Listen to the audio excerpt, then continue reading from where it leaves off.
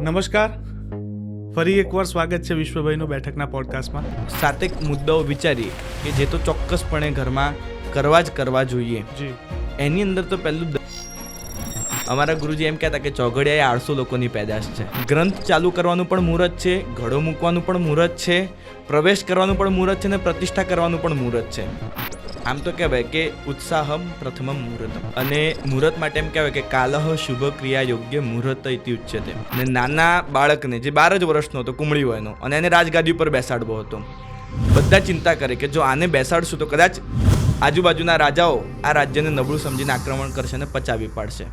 તો એ સમયે મુકુંદ મુનિએ એટલું સૂક્ષ્મ અને સચોટ મુહૂર્ત દેખ્યું અને રાજગાદી પર એની સ્થાપના કરી કે એ ભવિષ્યની અંદર સમ્રાટ અશોક બન્યા. પણ જો મુહૂર્ત આપવાવાળો જ્ઞાની હોય અને લેવાવાળો શ્રદ્ધાળુ હોય તો મુહૂર્ત ચોક્કસપણે ફળે જ છે. ઉત્તમા આત્મન ખ્યાતા પિતુ ખ્યાતા ચ મધ્યમાં અધમા માતુલાત ખ્યાતા શ્વશુરાચ્યા ધમાધમા. એમ કહેવાય આપણા શાસ્ત્રમાં કે આરતી પણ હોય ને અનુજભાઈ, આરતી પણ નાભીની નીચે ન લઈ જાય ભાઈ, નાકથી નાભી વચ્ચે જ આરતી ફરતી હોય.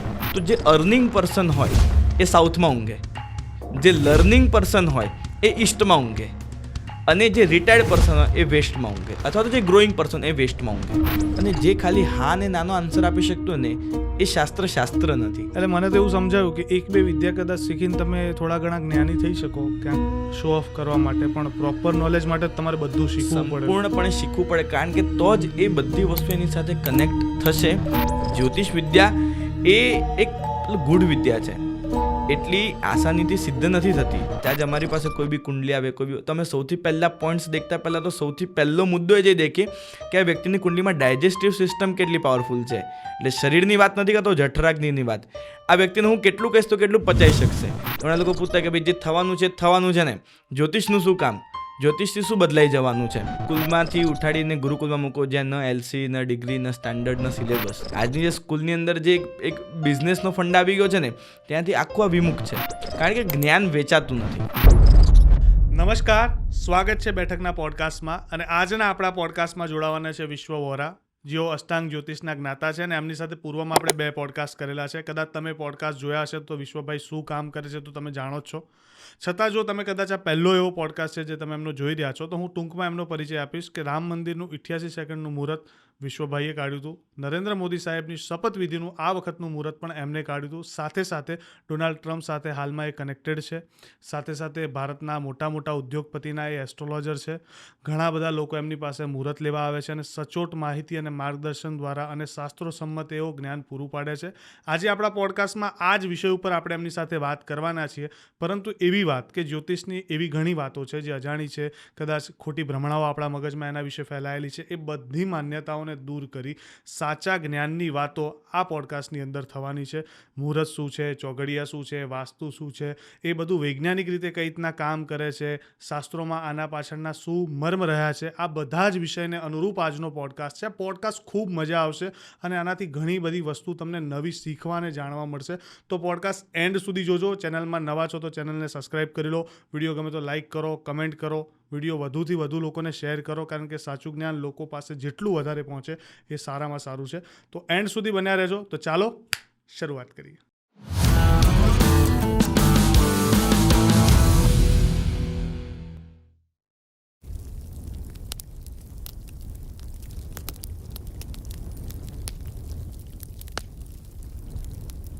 નમસ્કાર, ફરી એકવાર સ્વાગત છે વિશ્વભાઈનું બેઠકના પોડકાસ્ટમાં.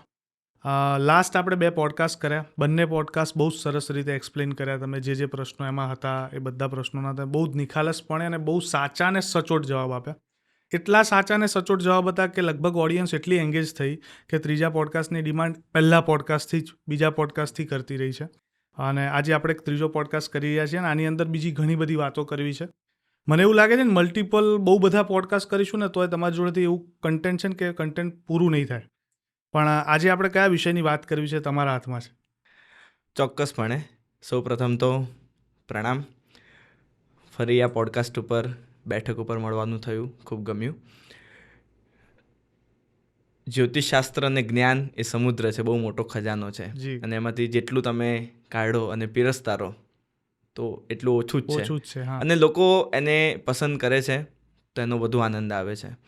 આજે સ્પેસિફિક જે વિષયો લેવા છે જ્યોતિષના અષ્ટાંગ નિમિત્તના વાસ્તુ, મહાવાસ્તુ, હસ્તરેખા, પ્રાચીન મુહૂર્ત અને એનાથી અફિલિએટ થતા અનેક નૈમિત્તિક અંગો જે અનટચ છે, અનસીન છે, અનહર્ડ છે. એ જ વસ્તુને આપણે આજે ફરીથી પુનઃ પ્રસ્થાપિત કરવી છે અને આ બેઠકના પોડકાસ્ટના માધ્યમે આપણી તમામ જનમેદનીને અને વ્યુઅર્સને આ વસ્તુથી અવગત કરાવવા છે. હવે આપણે શાસ્ત્રની અંદર ઘણા બધા અલગ અલગ ભાગો છે, પ્રકાર છે. એમાંનો એક ભાગ છે જેમ કે વાસ્તુશાસ્ત્ર. એના ઉપર તો મારે બહુ ડિટેલમાં ચર્ચા કરવી છે, પણ લાસ્ટ પોડકાસ્ટ પછી એક કમેન્ટ બહુ આવી કે ચોઘડિયા અને મુહૂર્ત આનો મતલબ શું છે, આ એકચ્યુઅલી કઈ રીતના કામ કરે છે. કારણ કે ચોઘડિયાની આપણે લાસ્ટ ટાઈમ વાત કરીને ત્યારે તમે કીધું કે રોજ 12:40 વિજય મુહૂર્ત ન હોય. એક નાની ડેફિનેશન હતી, પણ એનાથી લોકોને ક્યુરિયોસિટી વધારે જાગી છે. એટલે આજે ચોઘડિયા ઉપર ને મુહૂર્ત ઉપર વધારે વાત કરો. ચોક્કસ. મુહૂર્ત એ જ્યોતિષનું એક અભિન્ન અંગ છે અને મુહૂર્ત માટે એમ કહેવાય કે કાલઃ શુભ ક્રિયા યોગ્ય મુહૂર્ત ઇતિ ઉચ્યતે.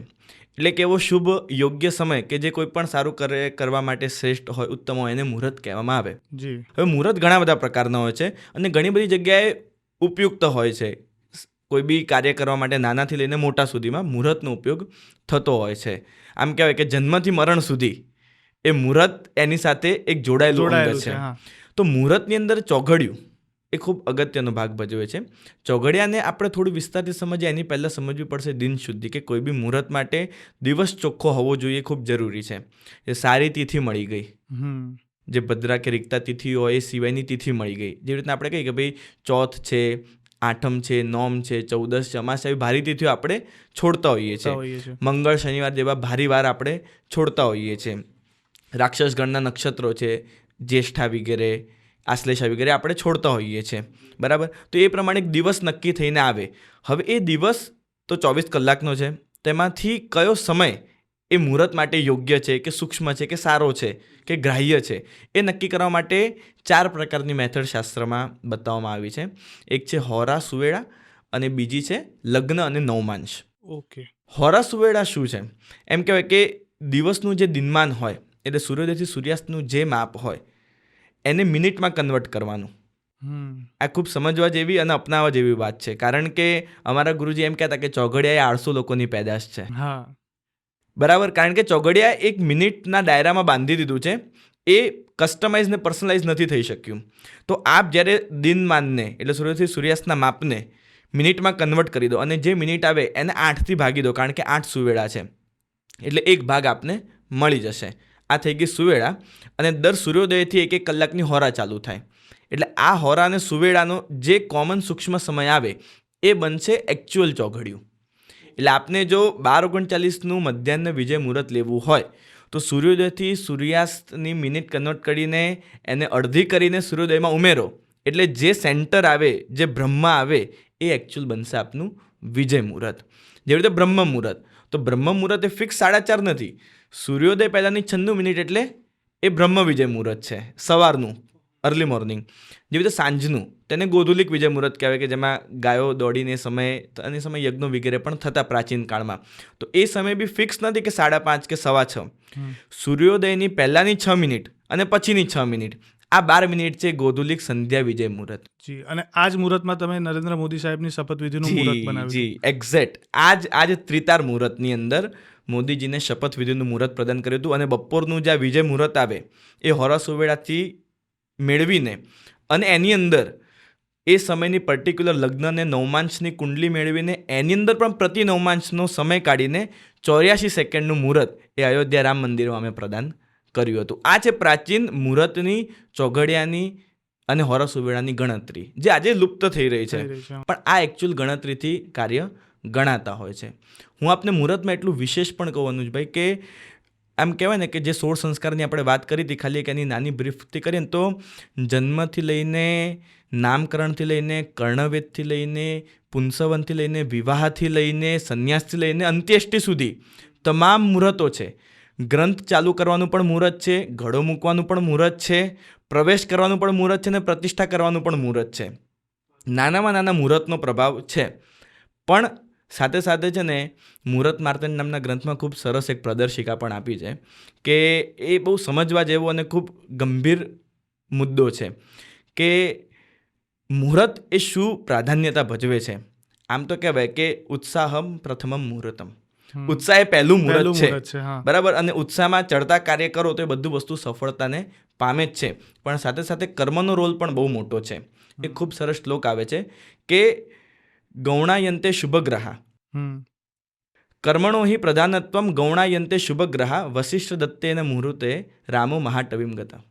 એ સમયના બૃહસ્પતિ તુલ્ય વસિષ્ઠ ઋષિ, એ સમયના મર્યાદા પુરુષોત્તમ ભગવાન શ્રી રામ, અને એ સમયની સૌથી આમ મોટી વિરાસત કહેવાતી એવી અયોધ્યાની રાજગાદી, આ ત્રણેયનું ત્રિવેણી સંગમ બેસ્ટ કોમ્બિનેશન હતું. વસિષ્ઠ ઋષિએ મુહૂર્ત આપ્યું, મર્યાદા પુરુષોત્તમ ભગવાન રામે મુહૂર્ત લીધું, અને અયોધ્યાની ગાદીનું મુહૂર્ત, એ જ ક્ષણે 14 વર્ષનો વનવાસ થયો. કર્મણો હિ પ્રધાનત્વમ, બળવત્તા કર્મની છે. ગ્રહો તો બધા ગૌણ છે, પણ છતાં પણ આજના કળિયુગની અંદર આપણા જેવા સામાન્ય વ્યક્તિઓ જો મુહૂર્તના સહારે જાય તો એને એક માર્ગદર્શિકા મળી રહે. અટવાયેલા રસ્તામાં એક ભૂમ્યા તરીકેનો રોલ એ મુહૂર્તનો રોલ છે. એમ કહે કે ભાઈ અહીંયા આ જમીન છે તો આપણે 10-10 ફૂટના 10 કૂવાઓ ખોદી દઈએ. મુહૂર્ત બતાડે કે ભાઈ અહીંયા તમે 100 ફૂટનો એક કૂવો ખોદો તો તમારો સમય શક્તિ સંસાધન બચશે અને આઉટપુટ તમને બેસ્ટમાં બેસ્ટ મળશે. ઓકે, અચ્છા, હવે આ જે ચોઘડિયા અને મુહૂર્તની આપણે વાત કરી, હવે આ મુહૂર્તોના ફાયદા આમ સમજવા જઈએ, ઘણા લોકો એવું માને છે, પણ એમાં તમે હમણાં શ્રી રામજીનું એક્ઝામ્પલ આપ્યું કે કર્મ પ્રાધાન્યતા વધી જતી હોય છે. પણ આપણે એવું માનીએ છીએ કે સામાન્ય સમજ લોકોની એવી છે કે ભાઈ મેં મુહૂર્ત જોઈને કામ કર્યું ને એટલે કાર્યમાં સફળતા મળે, કાંઈ કાર્ય એ ટાઈમે થઈ જ જશે, કારણ કે બેસ્ટ મુહૂર્ત આપણે એના માટે જ રાખીએ. જેમ કે લગ્નનું મુહૂર્ત છે તો આપણે એટલે કાઢવામાં આવે છે લોકોની સામાન્ય સમજ પ્રમાણે કે એ સમયમાં લગ્ન થાય તે લગ્ન શુભ ફળ આપે, એમનું વૈવાહિક જીવન સારું રહે, પ્લસ એ લગ્ન જે પ્રક્રિયા છે, એ પ્રસંગ છે, એની અંદર કોઈ બાધા ન આવે. એક્ઝેક્ટલી.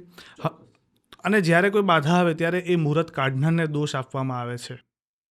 જેમ આજે પણ ઘણા લોકોને આપણે, ઘણા જ્યોતિષોને આ ફરિયાદ રહે છે કે ઘણા લોકો અર્ધજ્ઞાની જીવો એવું કહેતા હોય છે કે સાક્ષાત વશિષ્ઠ મુનિએ મુહૂર્ત કાઢ્યું હતું તો એ રામને વનવાસ થયો. આ રીતના એક કટાક્ષના સંદર્ભે ઘણા લોકો કહેતા હોય છે. આ લોકો માટે તમારા તરફથી શું ઉત્તર હોઈ શકે? એમ કે ચોક્કસપણે હું આપના પ્રશ્નને છે ને 2 દ્રષ્ટાંતથી સમજાવવા માંગીશ. એક પોઝિટિવ છે, એક નેગેટિવ છે. આ દ્રષ્ટાંત દ્વારા એકદમ વિઝન ક્લિયર થઈ જશે કે શું આનો જવાબ છે. પહેલું દ્રષ્ટાંત છે કલિકાલ સર્વજ્ઞ શ્રી હેમચંદ્રાચાર્યનું. બરાબર છે. કુમારપાળ મહારાજાનું શાસન હતું અને હેમચંદ્રાચાર્યજી એ પોતે રાજગુરુ હતા, ધર્મગુરુ હતા. અને ત્યાં એક મોટા ભવ્ય દેરાસરની મંદિરની પ્રતિષ્ઠા કરવાનો સમય આવ્યો. ગુરુદેવ પાસેથી મુહૂર્ત લીધું અને એ એટલું સૂક્ષ્મ મુહૂર્ત હતું જેને વૈદિક પરંપરા પ્રમાણે કહી શકાય કે જે શેષનાગ હોય એ સમય ધરતીમાં એ નીચે આવતો હતો. એ ક્ષણે ધરતીમાં એ શેષનાગનું શિરસ્થાન આવતું હતું અને એ સમયે જો પહેલી ટાંકણી મારવામાં આવી જાય તો કાયમ માટે એ મંદિર કે પ્રતિષ્ઠા અજરામર થઈ જાય. એટલું સૂક્ષ્મ મુહૂર્ત કુમારપાળ મહારાજાને કલિકાલ સર્વજ્ઞ શ્રી હેમચંદ્રાચાર્ય મહારાજે આપ્યું હતું. કલિકાલ સર્વજ્ઞ, બરાબર છે, જે ભૂત ભવિષ્ય વર્તમાન ત્રણે જાણે એવા. બરાબર છે. અને થયું એવું કે એમની જ નીચેના મુનિ જે એમનું લાલચના કારણે મન પરિવર્તન થયું અને ગદ્દારી કરી. એ સમયે ઘડિયાળ નથી તો એ સમયે રેતીનું જે સંસાધન આવે એના દ્વારા સમય માપીને સમયનું જ્ઞાન થતું અને એ પ્રમાણે જ બધા પોતપોતાનું કાર્ય અને મુહૂર્ત ચલાવતા. તો એની અંદર કાંકરો નાખવામાં આવ્યો જેથી મુહૂર્ત પરિવર્તન થઈ ગયું. સાહેબજીને તેની પર વિશ્વાસ હતો અને એ જ પ્રમાણે મુહૂર્ત પ્રમાણે આગળ ચાલ્યા અને જે ક્ષણે કીધું કે નહીં હવે મુહૂર્ત આવી ગયું છે તો એ સમય તરત જ ત્યાં પ્રાણ પ્રતિષ્ઠા કરી અને ત્યાં ખીલ્લીનું આરોપણ કરી દીધું. એ જ વિશ્વાસથી એ મુહૂર્તે, પણ એકચ્યુઅલ મુહૂર્ત ચેન્જ થઈ ગયું હતું. બરાબર છે. તો એ શેષનાગના મસ્તકની જગ્યાએ પૂંછ ઉપર એ વસ્તુ આવી ગઈ. પછી જેવા પ્રતિષ્ઠા કરીને બહાર આવ્યા તો ત્યારથી એક ગામનો એક વ્યક્તિ દોડતો આવ્યો કે મહારાજશ્રી આપ અહીંયા પ્રતિષ્ઠા કરતા હતા, હું અજાણ હતો આ કાર્યક્રમથી, પણ મારી પાસે એક નાની પ્રતિમાજી છે, આપ એનું એક પ્રતિષ્ઠા કરી આપો. ત્યાં એમણે સુવર્ણની અને રત્નની પ્રતિષ્ઠા કરી હતી. પ્રતિમાની પંચધાતુની હતી. ઉપર આકાશમાં દેખ્યું અને દેખ્યું કે હવે એકચ્યુઅલ સમય તો હવે આવ્યો છે અને ફરીથી ત્યાં કરી. આજે પણ પાટણના ગામમાં એ પંચધાતુની પ્રતિમા આજે પણ વર્તમાન છે અને ખૂબ જ પ્રભાવિક છે. અને એ જે ખોટા મુહૂર્તના ખોટા સમયમાં થઈ હતી એ પ્રતિષ્ઠા કે એના અશુભ ફળ સ્વરૂપે કલિકાલ સર્વજ્ઞ હેમચંદ્રાચાર્ય મહારાજ 6 મહિનામાં અને મહારાજા કુમારપાળ એ વર્ષની અંદર એ કાળ ધર્મને પામ્યા, એટલે કે એમનું અવસાન થઈ ગયું. આ મુહૂર્ત સમજી અને સામે પોઝિટિવ તો એની અંદર આ છે કે 800-900 વર્ષ પહેલાં મુકુંદ મુનિ નામના એક મુનિ હતા. એમને ત્યાં ધર્મગુરુ તરીકેનું સ્થાન હતું. ત્યાં રાજાનો દેહાંત થઈ ગયો અકાળે, અને નાના બાળકને જે 12 જ વર્ષનો હતો, કુમળી વયનો, અને એને રાજગાદી ઉપર બેસાડવો હતો. બધા ચિંતા કરે કે જો આને બેસાડશું તો કદાચ આજુબાજુના રાજાઓ આ રાજ્યને નબળું સમજીને આક્રમણ કરશે અને પચાવી પાડશે. તો એ સમયે મુકુંદ મુનિએ એટલું સૂક્ષ્મ અને સચોટ મુહૂર્ત દેખ્યું અને રાજગાદી પર એની સ્થાપના કરી કે એ ભવિષ્યની અંદર સમ્રાટ અશોક બન્યા અને એમણે તમામ આજુબાજુના 36 ગામનું સંપૂર્ણપણે વિધિવત સંચાલન કર્યું, રાજ કર્યું, અને ઘણા લોંગ ટાઈમ સુધી એ પોતે રાજા ધર્મને પાલન કરતા જ નિભાવ્યા. આ મુહૂર્તના પ્લસ અને માઇનસ પ્રભાવ છે. યસ, કોણ ગ્રહણ કરે છે, કોણ આપે છે, કયા ભાવથી આપે છે, અને કોણ કેટલું પાલન કરે છે, અને આપવા વાળો કેટલો જાણકાર છે એ પણ મહત્વનું છે. ચોક્કસપણે તો જ એટલું સૂક્ષ્મ અને સચોટ મુહૂર્ત નીકળી શકશે. જી બિલકુલ. અને આ પંચાંગની જ ગણતરીઓ છે. પ્રાચીન સમયમાં તો પંચાંગ નતા, એટલે વેધશાળાઓ હતી, ત્યારથી મુહૂર્તો અપાતા, છતાં પણ એટલા સચોટ થતા, ગ્રહોની સ્થિતિઓ દેખીને અપાતા. પણ જો મુહૂર્ત આપવાવાળો જ્ઞાની હોય અને લેવાવાળો શ્રદ્ધાળુ હોય તો મુહૂર્ત ચોક્કસપણે ફળે જ છે. અચ્છા, આજકાલ તો સોફ્ટવેર આવી ગયા, લોકો આને અમુક એવા સોફ્ટવેર છે જેના થકી બધા ટાઈમ્સને જોતા, એ કેટલા એક્યુરેટ હોય છે? એ ના એટલા એક્યુરેટ નહીં, ચોક્કસ એ આજુબાજુની ફીડથી એલ્ગોરિધમ્સથી સરસ વર્ક કરે છે, નો ડાઉટ.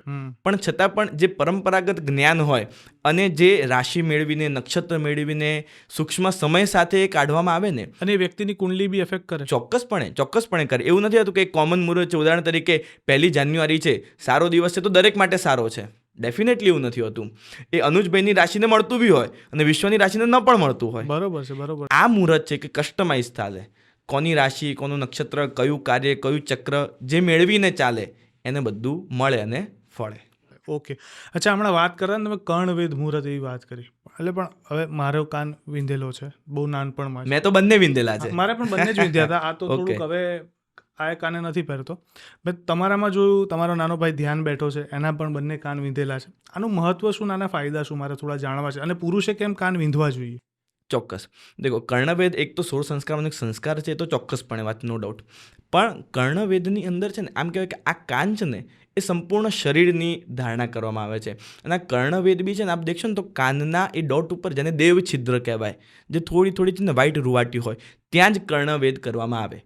એ છે ને એ એક્ઝેક્ટ જો એ જગ્યાએ કર્ણવેદ થઈ જાય બંને કાનમાં, શરીરની કલ્પના કરીને, તો જેને આપણે પ્રાચીન ભાષામાં કુંડલીની શક્તિ કહીએ છીએ ને, એ કુંડલીની શક્તિ જાગૃત થાય છે.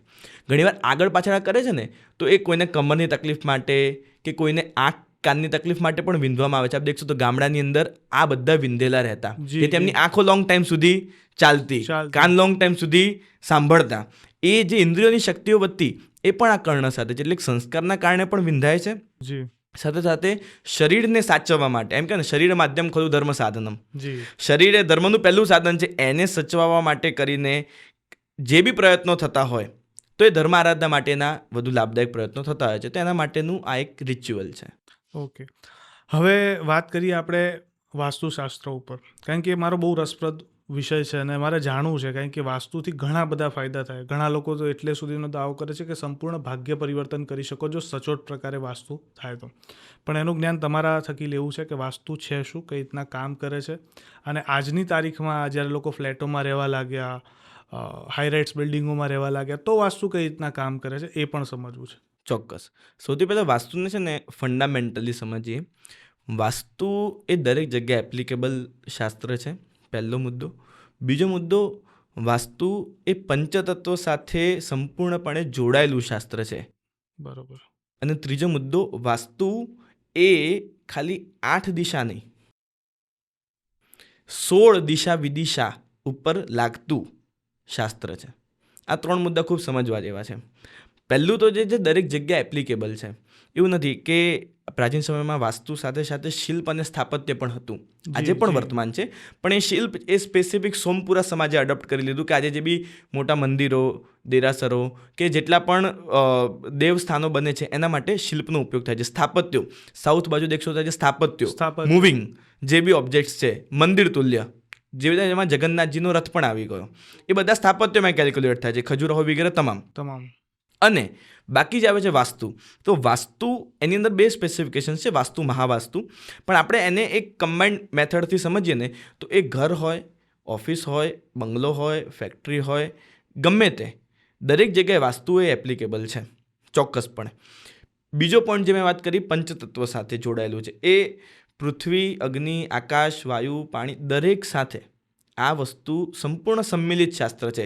તમે જો પંચતત્વને બેલેન્સ કરીને ચાલી શકો છો તો વાસ્તુ એ રિઝલ્ટ આપે જ છે. ઓકે. અને ત્રીજો પોઈન્ટ, આ 16 એટ્રીબ્યુટ્સમાં, જેને મહાવાસ્તુના 16 ભાગ કહેવાય, કે આમ ઈસ્ટ, નોર્થ ઈસ્ટ, આ 2 દિશા ને વિદિશા થઈ, પણ એક ઈસ્ટ નોર્થ ઈસ્ટ, પછીનું નોર્થ ઈસ્ટ, પછીનું નોર્થ ઈસ્ટ અને પછી નોર્થ. ઓકે. આટલા એક દિશા ને વિદિશા વચ્ચે પેટાભેદ પડ્યા. પછી એવી રીતના જ બાકી ચારે દિશા વિદિશા અને એની અંદરના બંને ભાગ, ટોટલ 16 જેવી થાય, એ 14, અને ઉર્ધ્વ અને અધો, ઉપર નીચે બ્રહ્માંડને લઈને. તો એ 16 ભાગથી જે ચાલે, જે મહાવાસ્તુથી, એ એકચ્યુઅલ રિઝલ્ટ પ્રાપ્ત કરી શકે છે. ઘણા બધા લોકોનો અમને પ્રશ્ન હોય કે અમે ઘણા બધાને એમ કાઉન્ટર ક્વેશ્ચન પૂછતા હોઈએ કે 1 થી 10 માળની બિલ્ડિંગ છે, 101, 201, 301, 401, બધાનું ઇન્ટિરિયર સેમ છે, સ્ટ્રક્ચરલ પોઝિશન સેમ છે, દરેક ફળ અલગ અલગ મેળવે છે. એનો શાસ્ત્રોમાં ખૂબ સરસ આન્સર આપ્યો છે કે વ્યક્તિનું જીવન છે ને ખાલી એક નિમિત્તથી નથી ચાલતું. એનું વાસ્તુ કેવું છે, એની કુંડલી શું રિઝલ્ટ આપી રહી છે, એનું મુહૂર્ત શું હતું, એના લક્ષણો કઈ રીતના છે, એનો પુરુષાર્થ કઈ રીતનો છે, એનું પુણ્ય કઈ રીતનું છે, આ બધી વસ્તુઓ જ્યારે ભેગી થાય ને ત્યારે એક્ઝેક્ટ એ પોતાનું રિઝલ્ટ પ્રાપ્ત કરી શકે છે. અને વાસ્તુ અને મહાવાસ્તુ જ્યારે મેળવવામાં આવે અને એનો સુધારો કરવામાં આવે તો ચોક્કસપણે લાભ મળે જ છે. હું આ પોડકાસ્ટના માધ્યમથી છે ને એવા 14-15 પોઈન્ટ આપણી જનતાને કે આપણને દેખનાર વ્યક્તિઓને કન્વે કરવા માગું છું કે જે વાસ્તુના ધારાધોરણ પ્રમાણે ખૂબ જ જરૂરી છે. કદાચ આજના વાસ્તુના દાયરામાં કે ફેંગ શુઈના જમાનાની અંદર લોકો એ વસ્તુથી બહુ દૂર છે અને કદાચ સાચવે છે તો મોટી મોટી વસ્તુઓ સાચવે છે. ઉદાહરણ તરીકે ભાઈ નોર્થ ઇસ્ટમાં મંદિર હોવું જોઈએ, સાઉથ ઇસ્ટમાં કિચન હોવું જોઈએ, સાઉથ વેસ્ટમાં WC હોવું જોઈએ. ઇટ્સ ગુડ, ચોક્કસ આ જ છે, ખોટું નથી. પણ એની અંદરના જે ભેદો છે કે જે એ 16 એટ્રીબ્યુટ્સમાં ચાલનારી ગણતરીઓ છે એ વિસરાઈ ગઈ છે, જેના કારણે લોકો ફળ નથી ભોગવી શકતા. હવે એ મુદ્દાઓને સમજીએ અને એના પછી આ વાસ્તુ હજી કેટલા અંગો ઉપર વિશેષ પ્રભાવશાળી છે એ બી ચર્ચા કરીએ. આ એક મુદ્દા ખૂબ સમજવા જેવા છે. પહેલી શરૂઆત કરીએ કે આપણા ઘરનો જે કહેવાય ને કે પાવર હાઉસ, મંદિર. ઈશાનમાં મંદિર રખાય, નોર્થ ઇસ્ટમાં મંદિર રખાય, કે નોર્થ ઇસ્ટ સુધીમાં મંદિર રાખી શકાય છે. પણ 2 વસ્તુ બહુ અગત્યની હોય છે જે ખાસ સમજવા જેવી છે, જેમાં ઘણી બધી જગ્યાએ લોકો મિસ્ટેક કરતા હોય છે. એક ભગવાનનું સ્થાન અને ભગવાનની દ્રષ્ટિ. હા, એમ કહેવાય આપણા શાસ્ત્રમાં કે આરતી પણ હોય ને અનુજભાઈ, આરતી પણ નાભીની નીચે ન લઈ જવાય, નાકથી નાભી વચ્ચે જ આરતી ફરતી હોય. આરતી જેવી એક સામાન્ય ધાર્મિક પરંપરા અને અનુષ્ઠાન પણ જો આ પદ્ધતિ ફોલો કરે છે તો એ આપણને મંદિર માટેનું એક દિશા સૂચન છે. ઘણા બધા લોકો નોર્થ ઇસ્ટમાં મંદિર રાખી દેશે, પણ શું કરશે, મંદિર નીચે રાખશે કે ભાઈ અમે બેઠા બેઠા એકદમ ઇઝી રહે દર્શન કરવું, ભજન કરવું, માળા ગણવી. પણ આ બહુ મોટો ભૂલ છે. મંદિર એ નાભીથી ઉપર જ હોવું જોઈએ ને નાસિકા કે આઈ કોન્ટેક્ટમાં જ હોવું જોઈએ, આ કન્ફર્મ છે. અને બીજો પોઈન્ટ, આ થઈ ગઈ દ્રષ્ટિ. બીજો પોઈન્ટ સ્થાન. આ સ્થાન ભગવાન નોર્થ ઇસ્ટમાં રહે પણ દ્રષ્ટિ કઈ રીતના, તો જો ઘરની અંદર આપ રાખતા હો કોઈ પણ ઈષ્ટદેવ, દરેક સમાજના દરેક ધર્મના આવી જાય, તો ભગવાન કે ઈષ્ટદેવ પોતે એ પૂર્વ કે ઉત્તર તરફ બેઠેલા હોય, એટલે શાંત સૌમ્ય દિશા તરફ બેઠા હોય અને પશ્ચિમ કે દક્ષિણ એટલે કે ભારે દિશાને દેખતા હોય, એવી રીતના જ ગોઠવાય. ઓકે, આ નિયમ છે, એનાથી વિરુદ્ધમાં ન ગોઠવાય. હા, અને હા, જો સંઘશાહી કોઈ જગ્યા હોય, સામૂહિક કોઈ જગ્યા હોય, કોઈ મોટી ફેક્ટરી વગેરે હોય, તો આ આનાથી ઓપોઝિટ સાઉથ અને વેસ્ટમાં ભગવાન બેસે અને ઈસ્ટ અને નોર્થને દેખે. આ નિયમ છે કે સ્થાન અને દ્રષ્ટિ પણ મંદિરમાં મેળવેલી હોવી જોઈએ, એ ચોક્કસ છે. બીજું, મંદિરની અંદર હજી એક એડિશનલ પોઈન્ટ ગણીએ તો મંદિરની અંદર જેટલા પણ મૂર્તિ હોય, ફોટોઝ હોય કે ઈષ્ટદેવનું સ્થાન હોય, ઇન્ક્લુડિંગ પિતૃપૂર્વજ, એ દરેક વસ્તુ છે ને એ એકી સંખ્યામાં જ હોવી જોઈએ, બેકી સંખ્યા ન ચાલે. એ ધ્યાન અને દરેકનું સ્થાન હોય કે ઇષ્ટ સ્થાન હોય તો ઉપર હોય, પછી એનાથી ગુરુદેવ હોય આપણા એ નીચે હોય, દેવ દેવી યક્ષ વગેરે હોય એનાથી નીચે હોય, પિતૃપૂર્વજ એનાથી નીચે હોય, દરેક સમાન સ્થાન ઉપર ન બેસે. અચ્છા. એ સ્થાન બી મેટર બહુ કરે છે. અને દરેકની શુદ્ધિ સફાઈ રાખવી, આશાત ન થવી, આ બધા એક સામાન્ય પોઈન્ટ. તો આ જે દેરાસરના વાસ્તુને કે મંદિરના વાસ્તુને સૌથી વધુ લાગતા વળગતા મુદ્દાઓ છે. ઓકે. અચ્છા, તમે એવું કીધું કે એકી સંખ્યામાં હોવું જોઈએ. એ કઈ રીતના કાઉન્ટ કઈ રીતના નક્કી કાઉન્ટ કઈ રીતના કરું કે એક ઉદાહરણ તરીકે એક શિવલિંગનું સ્થાન આપ્યું છે, જી બાજુમાં હનુમાનજી છે, જી પણ ગણેશજી નથી. એવું નથી કે ગણેશજી બેસાડો ન બેસાડવા મુદ્દો નથી, પણ બેકી સંખ્યા ન ચાલે. ઓકે. અથવા તો 1 કરો, અથવા તો 3 કરો, અથવા તો 5 કરો. ઉદાહરણ તરીકે જૈન ધર્મ પ્રમાણે તો આદિનાથ પ્રભુ બેસાડ્યા છે, તો બાજુની અંદર મહાવીર સ્વામી ભગવાન બેસાડ્યા, તો અહીંયા શાંતિનાથ ભગવાન કે નેમિનાથ ભગવાન કે કોઈ બી એક ભગવાન કે કોઈ બી દેવી છે, તો ચામુંડા દેવી બેસાડે, તો બાજુમાં સરસ્વતી દેવી બેસાડે, બસ 2 જ બેસાડે, ત્રીજા નહીં. તો લક્ષ્મી દેવીનું સ્થાન હોવું જોઈએ. આ પોઈન્ટ છે જે મંદિર સાથે અફિલિએટ છે. એવી રીતના જ કિચન આપણે સાઉથ ઇસ્ટમાં પ્રેફર કરીએ રાખીએ. એ બધા કોમન વાસ્તુના પોઈન્ટ આપણે નથી ટચ કરતા, ખાલી એક એને મેન્શન કરીશું. પણ હું મહાવાસ્તુની ડિટેલમાં જઈશ કે જે પ્રાચીન શાસ્ત્ર પ્રણાલી અને પરંપરાનું જ્ઞાન છે. એની અંદર પહેલાના સમયમાં ચૂલા હતા જેને દેવ કહેવાતા. દેવ એ જે કોલસા હોય ને દેવ કહેવાય. એ ચૂલાનું સ્થાન હવે આજના જમાનામાં સ્ટવ થઈ ગયું, બર્નર થઈ ગયું. એ કમ્પલસરી બેકીમાં જ હોય અને બેકીમાં જ હોવું જોઈએ. ઓકે. એટલે આપના ઘરના બર્નર કે સ્ટવ હોય, ઇન્ડક્શન હોય, એ 2, 4, 6 એવી રીતના જ હોવા જોઈએ. 3, 5ના જે હમણાં ચાલ્યા છે એ ન જ ચાલે. એ દેવની એટલે કે એ અગ્નિ અને અન્નની આશાતના છે. ઓકે. અને અત્યારે છે લોકો 3ના સ્ટવ લાવે છે. ન ચાલે, 3, 5 ન ચાલે, 2, 4. આ પ્રાચીન ગ્રંથોમાં દેખશો ને તો એ ચૂલાને એ દેવને આ જ રીતની પદ્ધતિથી ગોઠવ્યા છે. અને એ જ સ્થાન આજના સમયમાં યુગાનુકૂળ પરિવર્તનથી સ્ટવ ગણીએ તો એ જ મેન્ટેન કરવું અચ્છા, પડે. કોકના ઘરમાં 3નું છે, માન લો અત્યારે 3નું 5નું છે, તો ચોક્કસપણે એમણે બદલીને 2 કે 4માં કરવું પડે. ના બાજુનું એક જોઈન્ટ કરીને ન ગણાય. એ આખું કનેક્ટેડ જ તમારે લાવવાની ગણતરીમાં રહેવું પડે, કારણ કે એ જ વાસ્તુના દોષને સુધારશે. અચ્છા, હવે માની લો કે કોઈકના ઘરમાં આ રીતના 3 કે 5 વાળો, તો અફેક્ટ શું કરે? જેમ કે મંદિર ઉત્તર પૂર્વમાં ના હોય, તમે કીધું એ ડાયરેક્શનમાં કે ના હોય, તો એ અફેક્ટ શું કરે? નુકસાન કઈ એ રીતે અફેક્ટ એ કરે કે એ ઘરની અંદર નાસ્તિકતાનું વાતાવરણ ધીરે ધીરે પેદા થવાનું ચાલુ થઈ જાય. સ્ટવ બગડ્યો હોય, અગ્નિ બગડ્યું હોય, તો એ વ્યક્તિના મનને બગાડે, એવું મનને બગાડે, પેટને બગાડે, શારીરિક તકલીફો ઊભી કરે. ઓકે. વાસ્તુ વહેમનું સંસાધન નથી, પણ ચોક્કસ વાસ્તુ એક માર્ગદર્શન કરે છે. તમે સુધારો તો સારું રિઝલ્ટ મેળવશો જ મેળવશો, આ ચોક્કસ છે. જે રીતે પાણીયારું, હવે આરો આવી ગયું છે, છતાં બી પાણીયારાનું માટલાનું સ્થાન હોવું જોઈએ. અંદર એક ચાંદીનો સિક્કો, ચાંદીની ગીની, સોનાની ગીની એ રાખવી અનિવાર્ય છે. એ ખૂબ આ જરૂરી પોઈન્ટ છે. પછી ત્રીજો પોઈન્ટ લઈએ આપણે કમોડ, જેવી રીતે વોશરૂમ, સંડાસ, બાથરૂમ જે બી છે. તો એ દિશામાં આપણે ભારી દિશા લઈશું, સાઉથ વેસ્ટ લઈશું, વેસ્ટ લઈશું, નોર્થ વેસ્ટ લઈશું, બરાબર છે. પણ એની પણ દિશા છે.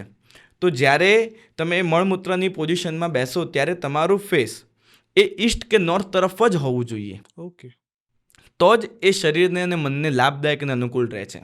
એટલે ઘણી બધી વખત કેવું છે કે જે વાસ્તુ કમ્પ્લાયન્સ છે, વાસ્તુ છે, પણ એ સ્ટ્રક્ચર ગોઠવી દે છે, પણ ઇન્ટરનલ વસ્તુની અંદર કાંઈ ચેન્જીસ કે કાંઈ એવું ઇમ્પ્રુવમેન્ટ નથી દેખવા મળતું, જે હોવું અતિ અનિવાર્ય છે. પછીનો પોઈન્ટ છે ઊંઘવાની દિશા. સાઉથ બાજુ ઊંઘી શકાય, ઈસ્ટ બાજુ, બધી બાજુ. નોર્થમાં ન ઊંઘાય, કારણ કે ઉત્તર એ ભારી દિશા છે. જ્યારે વ્યક્તિને કાઢવાનો વારો આવે ત્યારે એનું ઉત્તર તરફ, નોર્થ તરફ માથું રાખે. પણ એની અંદર પણ એક સાયન્સ છે. અચ્છા. સાઉથ એ યમ છે, એટલે યમ તરફ પગ રાખીને ઉત્તર તરફ માથું રાખીને નીકાળવામાં આવે, કારણ કે હવે તો યમના દરબારે પહોંચી ગયા છે એટલે. પણ હવે જે આપણે જીવિત વ્યક્તિઓ છે એને ઊંઘવાની દિશા ગણીએ તો સાઉથ, તો જે અર્નિંગ પર્સન હોય એ સાઉથમાં ઊંઘે, જે લર્નિંગ પર્સન હોય એ ઈસ્ટમાં ઊંઘે, અને જે રિટાયર્ડ પર્સન હોય એ વેસ્ટમાં ઊંઘે, અથવા તો જે ગ્રોઈંગ પર્સન એ વેસ્ટમાં ઊંઘે. ઓકે. આ એની ડેપ્થ છે. રૂમ છે, દિશાઓ અને વોલ્સ સેટ કરીને આપણે સાઉથ બાજુ ગોઠવી દીધો. ચોક્કસ કોઈ બી દેખશે કે આ સાઉથ દિશા સારી, પણ પર્ટિક્યુલર કોને? આખું જ્યોતિષશાસ્ત્ર છે ને ભાઈ, સમજો કે એ કસ્ટમાઇઝ છે, કોમન ફોર ઓલ નથી. એ દરેક માટે એના ધારા ધોરણો અને સમીકરણો ચેન્જ થાય છે. તો લર્નિંગ માટે ઈસ્ટ, અર્નિંગ માટે સાઉથ, અને બાકી જે રિટાયર્ડ છે, એજેડ છે, ગ્રોઈંગ છે, એ બધા વેસ્ટ બાજુ, નોર્થ બાજુ કોઈ ન ઊંઘે. આટલે સુધીની મેથડ છે. પછી જે આપણે કે સેફ છે, ડ્રોર છે, લોકર છે, વોલ્ટ, તો એ સાઉથથી નોર્થ બાજુ કુબેર બાજુ ખુલતા હોય એવી રીતના જ રખાય, અને એ બી ભારી દિશામાં રાખવામાં આવે. કદાચ ભારી દિશા ન હોય તો નીચે પારો લાઈક મર્ક્યુરી મૂકીને પણ એ બાજુને ભાર બનાવવામાં આવે, પણ એ એવી રીતના જ સ્થાન ઉપર મૂકવામાં આવે જે વધુ લાભદાયક થતા હોય છે. છઠ્ઠા પોઈન્ટમાં દેખીએ આપણે તો આજના યુગની અંદર ઘરમાંથી ઉમરાઓ મિસ થઈ ગયા. હા, એ આપણે મને આગળ પણ એક વખત વાત કરી હતી કે આ મુદ્દાને ઉચકવો છે આપણે, કે લોકોના ઘરમાંથી ઉમરાઓ જવા લાગ્યા છે. એનું શું વાસ્તુ સાથે લોજિક છે? લોકોના ઘરમાંથી ઉમરા જતા રહે. ઉમરા જેને ચોખટ કહેવાય, એ નેગેટિવિટીને રોકવા માટેનું એક સાધન હતું, પણ હવે લોકોએ એને ફર્નિચરની અંદર, હોમ ડેકોરની અંદર લઈને એને નીકાળી દીધા. એકચ્યુઅલ ઘરમાં ઉમરા હોવા જ જોઈએ. નેગેટિવિટીને પણ રોકે છે અને સાથે સાથે પોઝિટિવિટીને આપે પણ છે. એટલે બહારથી નેગેટિવિટી આવતી રૂકી જાય અને અંદર રહેલી પોઝિટિવિટી અંદર જ સમાયેલી રહે. એટલે એ નીચે તાંબાનો તાર ઇમ્પ્લાન્ટ કરીને, તાર કે છે એમની ગેજનો તાંબાનો તાર ઇમ્પ્લાન્ટ કરીને ઉપર ચોખટ કે ઉમરો બેસાડવામાં આવે અને એની ફરતે ત્રણેય બાજુ બારશાક પણ બનાવવામાં આવે છે. આજ કોઈ બી પ્રાચીન મંદિર કે સ્થાપત્ય દેખો એ હોય જ છે. જૂના જમાનાના ઘરમાં દેખો ઓપન OTS હોય, ઓપન ટુ સ્કાય હોય, બ્રહ્મસ્થાન ખુલ્લું હોય, તુલસીનો ક્યારો હોય, આવી રીતના ઉમરો ચોખટ હોય, ખૂંટ હોય ચારે બાજુ. આ બધું ધીરે ધીરે વિસરાવા લાગ્યું છે. બધા પાછળનું લોજિક હતું. એ બી દરેકે સ્થાન ઉપર મૂકવું જ જોઈએ. એન્ટ્રીમાં ઉમરો હોવો જ જોઈએ. ઘરની બહાર નીકળતા ઉતરતી સીડી વગેરે ન ચાલે. કોઈ બી વેધ આવતો, દરવાજાની સામે અડધો દરવાજો આવતો હોય એ બી ન ચાલે. દરવાજાની સામે એક્ઝેક્ટ દરવાજો જ જોઈએ. આ બધા બહુ અગત્યના પોઈન્ટ છે. સાથે સાથે ઘરની અંદરનું હોમ ડેકોરમાં જઈએ તો જે પણ વ્યક્તિ પૂર્વજ રૂપે છે, મીન્સ જે યાદ નથી, તો એમના ફોટોઝ એ ઘરના સાઉથ અને વેસ્ટ વોલ ઉપર જ લાગેલા હોય. અને તમારા હેપી ફેમિલી ફોટોઝ છે કે ક્લોક છે કે બીજા કોઈ પણ એવોર્ડ્સ વગેરે જે છે એ બધા ઈસ્ટ અને નોર્થ વોલમાં જ લાગેલા હોય. આ એની એક વાસ્તુની સામાન્ય પદ્ધતિ છે. બીજું આ થયું કે ઘરનું કોમન વાસ્તુ. હવે જ્યારે ઓફિસ ઉપર જઈએ કે એની ઉપર તો દરેકના રૂમ બી ડિવાઈડ થાય છે.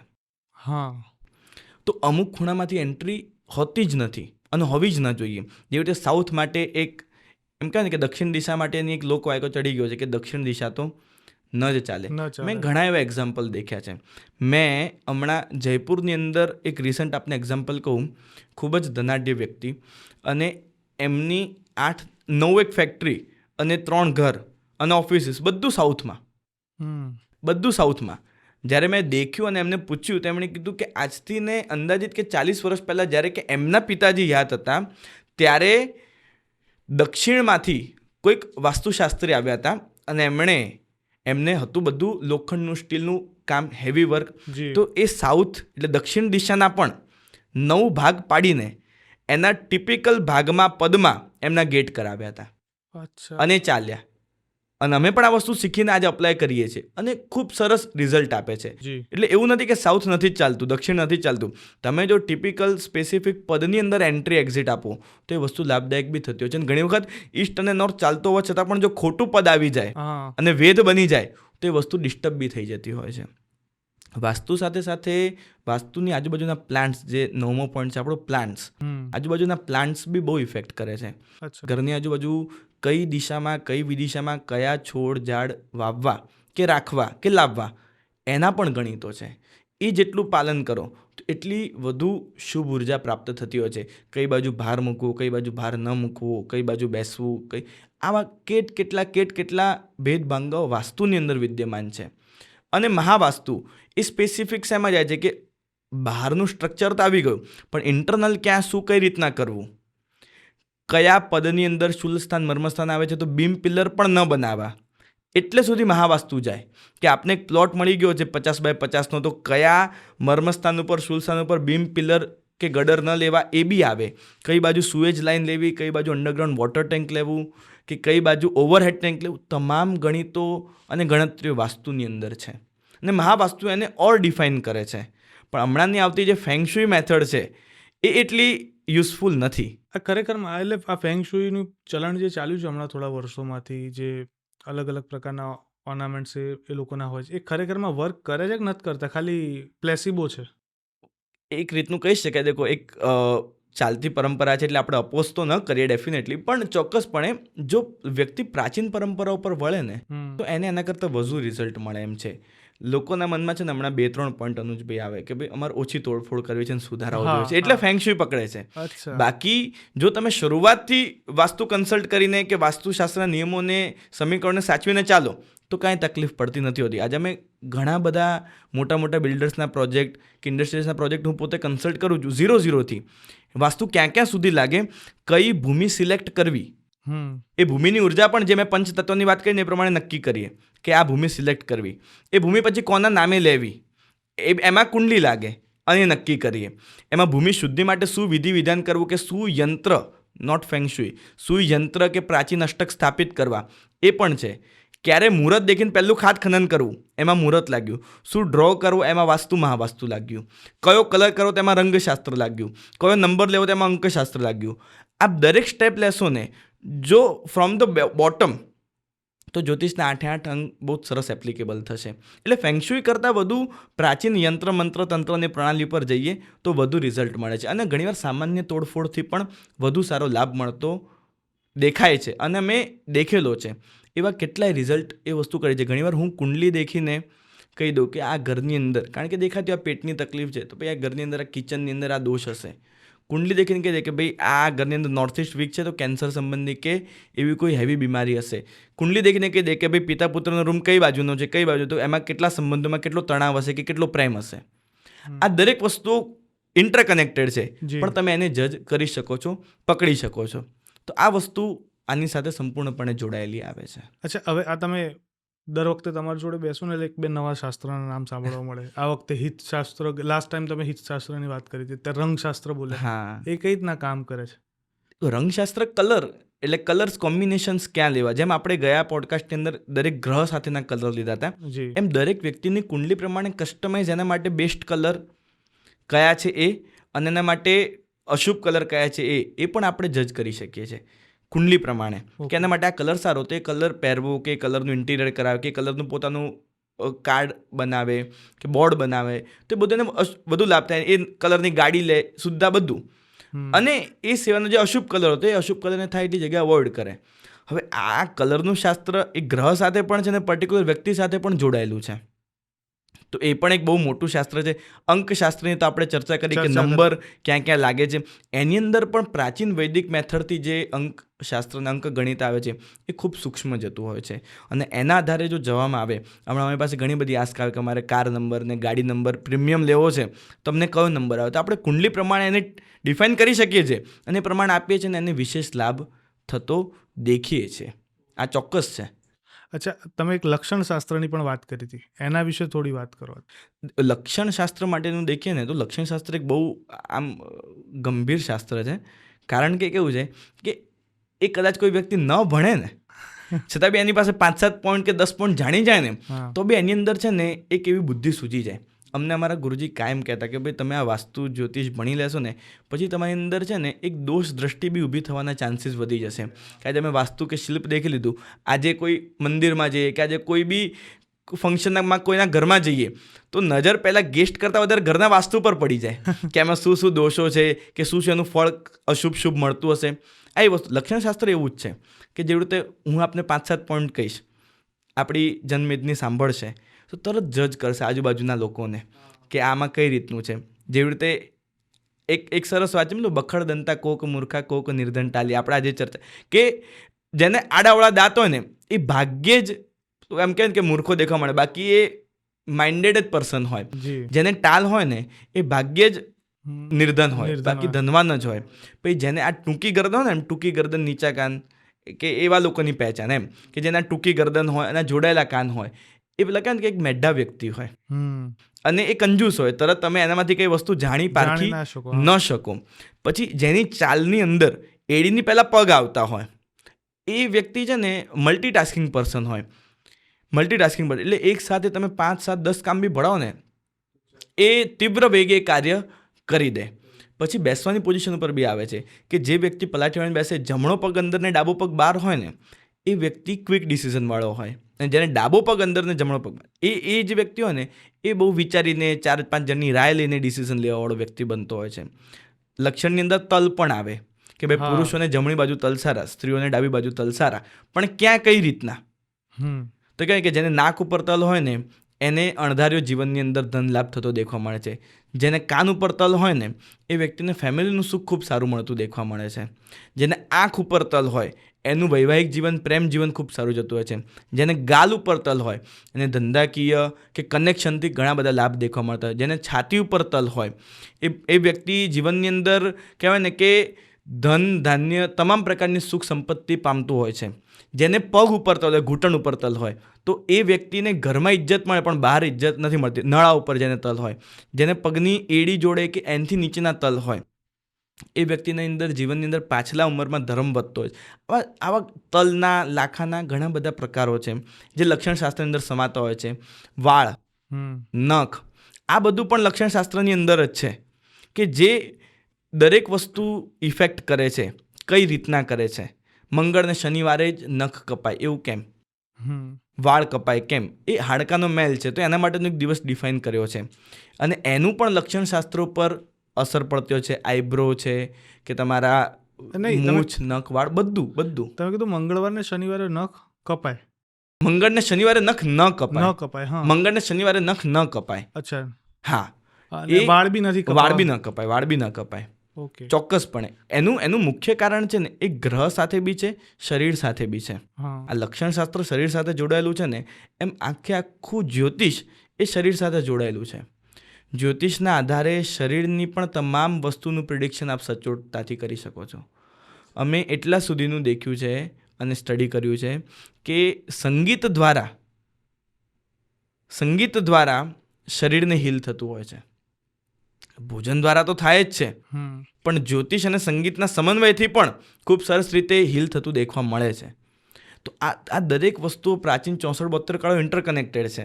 એને કઈ રીતના ઉપયોગમાં લો છો ને એ આનું સૌથી મોટો એટલે મને તો એવું સમજાયું કે એક બે વિદ્યા કદાચ શીખીને તમે થોડા ઘણા જ્ઞાની થઈ શકો ક્યાંક શો ઓફ કરવા માટે, પણ પ્રોપર નોલેજ માટે તમારે બધું શીખવું પડે. સંપૂર્ણપણે શીખવું પડે કારણ કે તો જ એ બધી વસ્તુ એની સાથે કનેક્ટ થશે અને એની રિઝલ્ટ મળશે.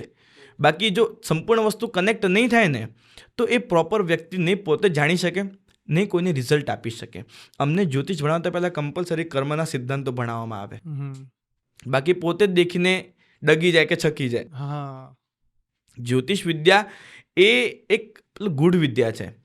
એટલી આસાનીથી સિદ્ધ નથી થતી અને પ્રાપ્ત પણ નથી થતી. એની અંદર કહેવાય કે 9 ગ્રહો પ્રસન્ન હોય અને તમે તમારા મનની પ્રસન્નતા સાથે ચાલતા હો તો જ જ્યોતિષ વિદ્યા ફળતી હોય છે. એ ખૂબ સરસ દ્રષ્ટાંત બી આવે છે.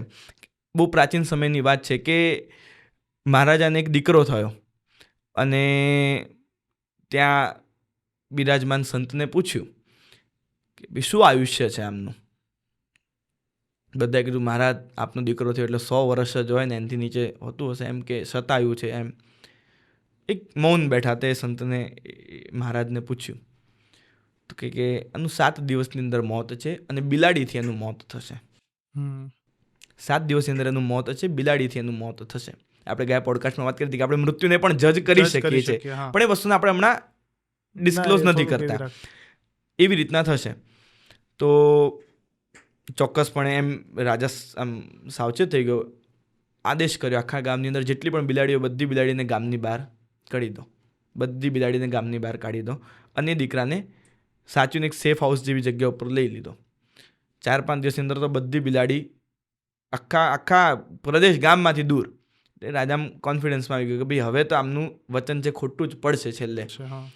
અને થયું એવું કે જે સેફ હાઉસમાં રાખ્યા હતા એમને, પ્રાચીન સમયમાં બધું આખું પથ્થરનું રહેતું અને એના લોખંડના દરવાજા રહેતા, તો એની જે સાંકળ હોય, અર્ગલ કહેવાય જેને સંસ્કૃતમાં, એ એની પર બિલાડીનું ડ્રો હતું અને 7મા દિવસે એ જ એની પર છોકરા ઉપર પડી ગઈ અને છોકરાનું મોત થઈ ગયું.